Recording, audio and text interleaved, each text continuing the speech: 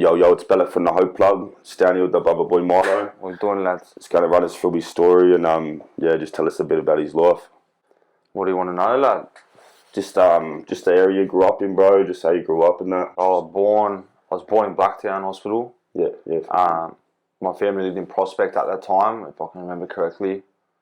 Yeah. I grew up with my mum, my two sisters, my dad.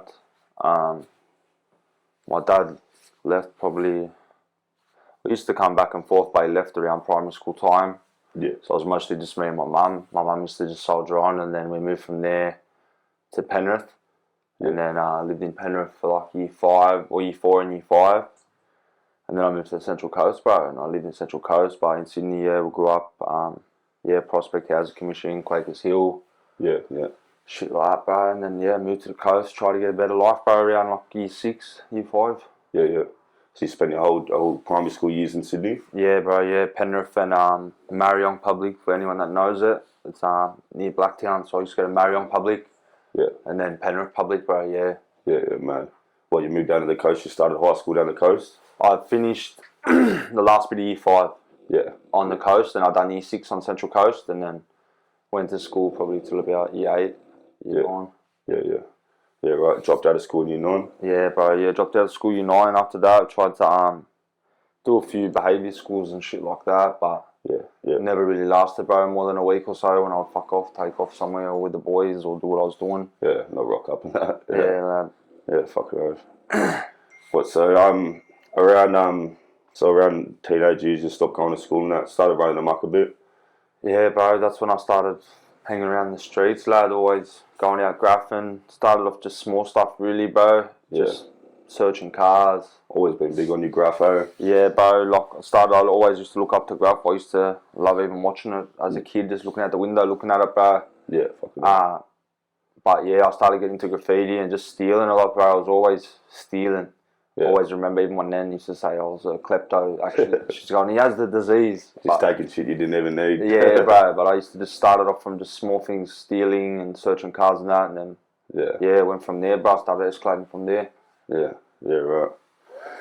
Yeah, so obviously I know, but you done a bit of time in that, ended up doing a bit of time when you grew up. Yeah, bro. Even for like the teenage years, juvie and that. Yeah, I went to juvie, I think, just as I turned 16, so I wasn't really that young because I just missed out on going to that young one, I forget, Reeby. Yeah. So I just missed out on going to Reeby because I just turned 16, so I went there and I started off just a couple nights here and there, weekends. Up at Baxter? Yeah, up at Baxter, because that was my local too, because I live on Central Coast, and then I think the most I ever got in juvie was like 8 months or something, going up, and then I turned 18, and because I was running amok and I wasn't living at home, I was taken away from home. Obviously, I didn't. My mum got a new boyfriend. I wasn't getting along with him, etc.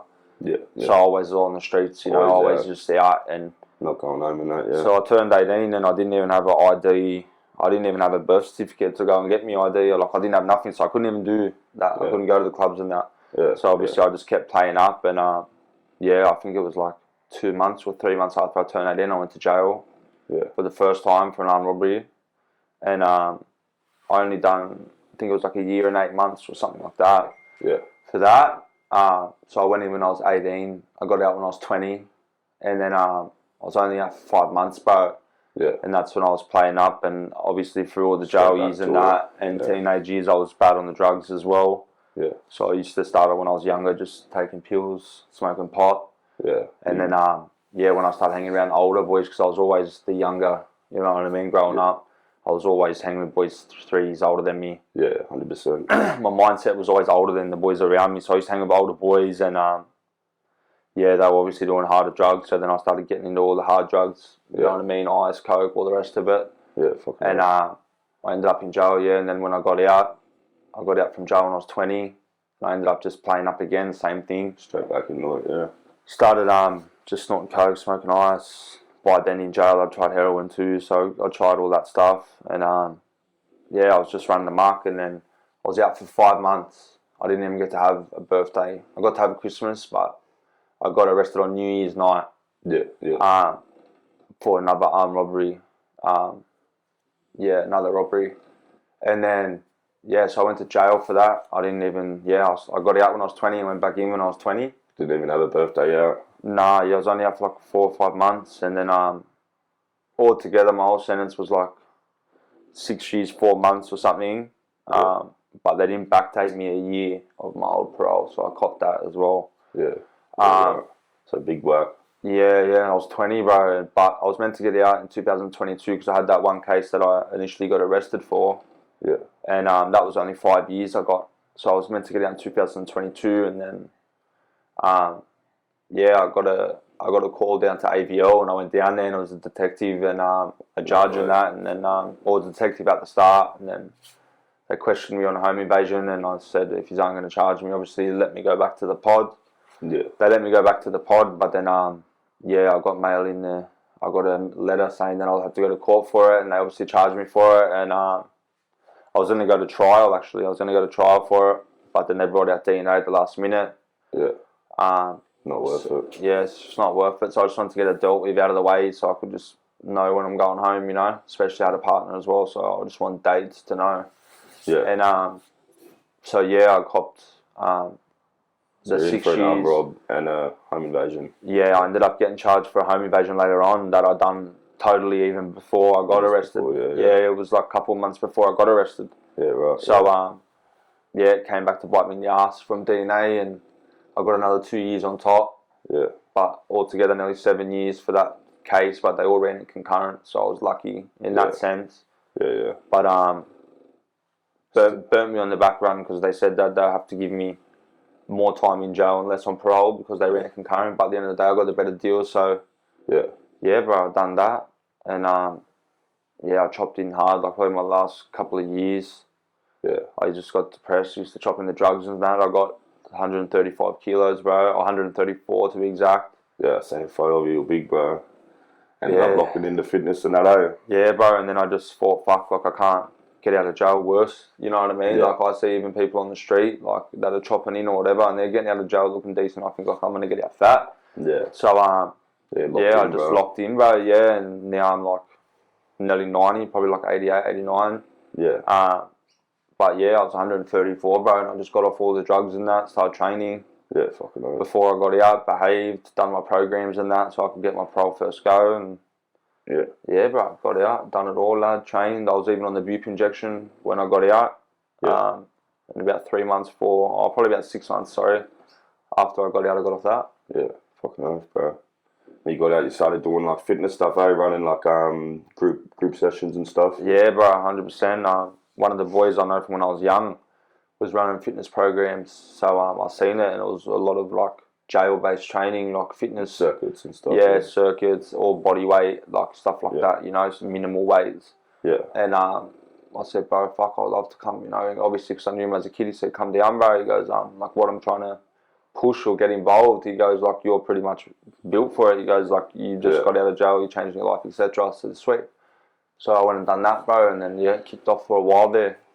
I remember you were killing it, bro. Heaps of people coming through, Bradman Burst and stuff. Bro, I had some footy players, some rappers, a lot of other social media people come through, pump a training session with us. Yeah, so we were grateful for that, bro, and it was mad. We even started getting through kids programs, like giveaways at neighbourhood centres. Yeah, fuck yeah, bro. Stuff like that, bro, just helping. And giving back to your community and stuff.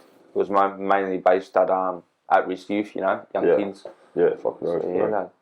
After that, you started getting into social media and stuff, bro. Yeah, bro. Obviously, people can see you into your shoes and that, shoe collecting and stuff. Yeah, bro. I started just pumping out social media, see what could happen, and turns out there's a lot of people that love shoes as well, lad. So it went hard for me. Yeah. And now I just do a lot of reviews now, try and get all the scoop out for all the sneakerheads. Yeah. A lot of unboxings, bro. Yeah. Yeah. You get you're sponsored by JD Sports, so get unreleased pairs and that. Yeah, bro. Yeah, JD Sport sends me out a lot of pairs. Shout out JD Sport. They send me out a lot of unreleased pairs a couple of weeks before. There's a lot of them sitting around. Nice, bro. No, I'll get them the best they can. Usually, always, you know what I mean, before the release date. If anything happens, sometimes a little bit after, but it's always good to get them, you know what I mean, saves me a lot of money, and it's good to get everyone the scoop, show everyone what they look like in hand pictures and stuff, because website doesn't do everyone justice, bro, you know. 100%, bro. In hands always fucking does more justice, yeah, bro. 100%. Yeah, for sure. So you're killing it, bro. You also opened your own food truck, bro. Started your own food truck. Yeah. I got my food truck, bro. We had a tester with that, done well. Yeah. Made profit, so that's obviously the aim, and that was a success. Good. We're just What's it called, bro? What type of food? carnivore food trucks, bro. We're doing carnivore diet. Go check it out on the Instagram page. Yeah. We're going to be based in Central Coast at the start, but further down the track, we want to be proper mobile, bro. Be able to like go to Sydney and like cracker venues like Bondi Beach and stuff, so you can, you know what I mean, make a mark. But we're just dealing with some supply issues at the moment, and trying to get a permanent chef. We want someone that's going to be with us for the whole journey. So then, Yeah. you know what I mean, we can obviously make a bond with them and that, and be someone that's going to be with us for the journey. We just don't want to be in and out. So if you're a food truck chef, hit us up if you know what you're doing. Yeah, fuck it off. And you've been, I seen you've been doing heaps of modelling, heaps of promo for like Bad Apples and stuff, other clothing brands. Yeah, bro, yeah. So I done well in that. I was lucky. Like I even, when I was in jail, bro, I used to sit there and think, fuck, I'd be mad. Like I would love to do modelling for stuff like that. I love that type of stuff. And yeah, I was lucky enough to get some gigs, like the main ones here, Bad Apples. Obviously, I'm always drenched out. But yeah, you know what I mean. Bad Apples is one of my main ones. I do a lot of stuff for them, and then I do a lot of reviews for a lot of other clothing brands as well, unboxings. Yeah. All that stuff, so everyone can just have a look, because clothes, like I said, they do look a lot better in hand than on the website, lad. But yeah, it's got me a lot of opportunities, bro. Working with a lot of good brands, Bad Apples, JD Sport, stuff like that. Even since starting social media, I've seen you've been doing a lot of like community giveaways, going out to obviously where people are doing a rocking that, canning out gift cards, heaps of shit, bro, and that little food packs and stuff. Yeah, bro, just yeah, bro, why not? You know what I mean? Like back in the day, obviously, like back in the day, I'd walk down the street and people wouldn't want to say hello and stuff, because I was obviously on drugs or whatever, powering through, doing what I'm doing. And when you were doing the rock, yeah, now like it's better that like I can walk down the street and people go, hey, how are you? Like it feels better, like I can help people in my community and shit like that. Yeah, and even just help little kids, bro. That would have been in my situation. You know what I mean? Nothing, never at home. You know what I mean? Bro. We never had cunts like that around. You know what I mean? Yeah, like never had cunts like that around the area when we were young, bro. Yeah, it makes me feel good too, lad. Yeah, fucking oath, bro. It's, man. Obviously, you're my close mate, bro. I know you're killing it, lad, but it's fucking good to share your story with the people, lad, and show people that, bro, you can turn your life around, that, bro, and spread hope, lad. 100%, lad. Thanks, my bro. Still can't. Thanks for having me, bro.